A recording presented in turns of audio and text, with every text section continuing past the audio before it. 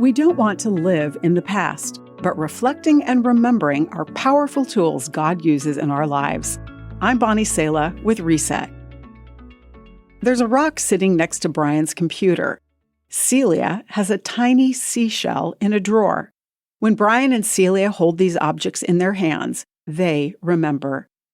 Celia remembers the day she escaped from an abusive relationship. Safely away from her abuser, she walked along a beach, talking to God and thanking Him.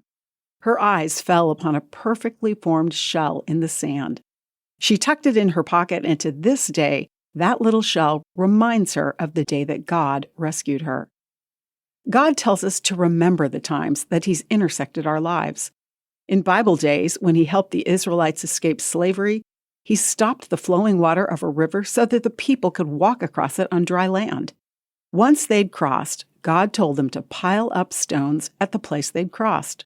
The leader of the people told them, "In the future, your children will ask, 'What do these stones mean?' Then you can tell them, 'This is where the Israelites crossed the Jordan on dry ground.'" God did this so that all the nations of the earth might know that the Lord's hand is powerful. Brian says this about his rock that sits next to his computer. "I like the idea that Israel chose stones as a memorial, as a witness to the work of God.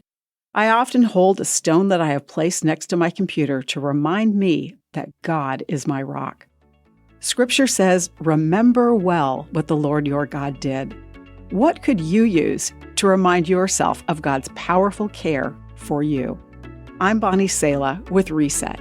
To read, share, or hear this again, or to find more resources like this, visit guidelines.org.